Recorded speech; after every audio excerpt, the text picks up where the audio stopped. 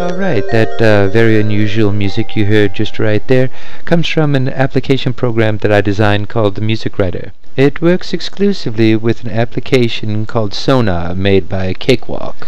With this application you can adjust settings such as pitch, key, duration, and even range of notes. What you see here before you is a screenshot of Sonar. The application will allow you to edit the notes after the random generation has written its score. What you see here now on the screen is the blue scale step pattern as represented by the steps between the notes. For this demo we will utilize this particular scale. Moving on, you see that we will be composing this composition in the key of G. We can adjust this value to any preferred key. This combination, key of G and the blues scale, will deliver us a composition in G major blues. Next we move along to the section of adjusting the notes range. Here you select the starting and ending range values in octaves. Below that we set the number of notes used in our composition. Right now it's set for 200. This section represents the duration of the notes, how long the notes are played out.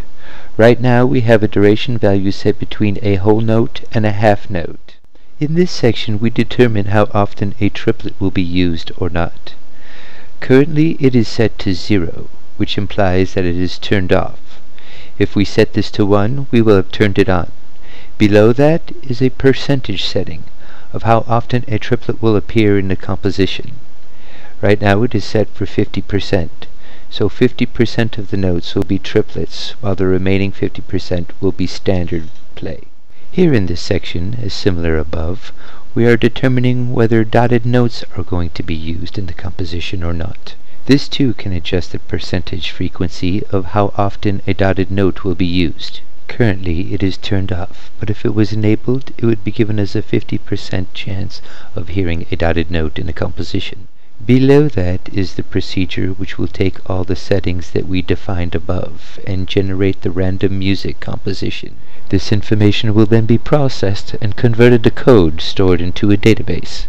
This location right here is where the coding language will be written to as a text file. This last piece of code will then write the composition into the file. Behind all this code are segments of code that makes this all work. This section of code gathers your key range and scale pattern, while this section of code randomizes those notes based on the variables you provided. This section takes those notes and randomizes the duration and other values. And finally, this is the code that writes the information to the text file. Moving right along, we bring you back to the Cakewalk application. This is where the code will be transferred onto the musical staff for playback. We then browse for where the file's location resides. The file needs to have a CAL extension for Cakewalk to interpret its notes. CAL stands for Cakewalk Application Language. This file is in a programming language used exclusively for this application.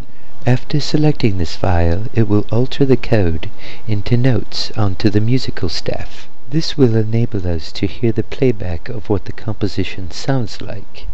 It is here that we can further still alter the notes to our desiring. We can adjust the note's value, duration, and placement. We can also add or delete notes, shaping the contour of the arrangement. Let's now listen to what this randomly generated composition sounds like.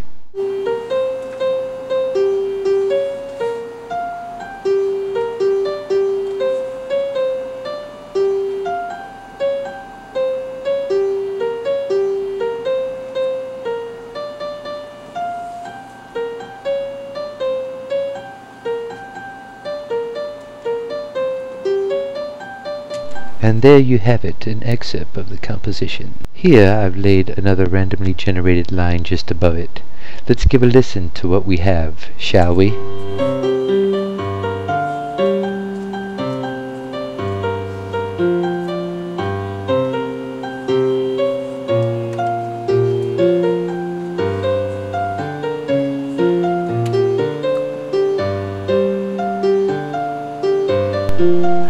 Well, there you have it.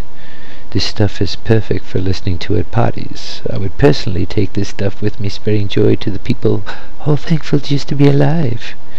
playing with me on buses, planes, trains, and radio stations throughout the world. If you don't like it, snuff it, I say. Take it where the music played.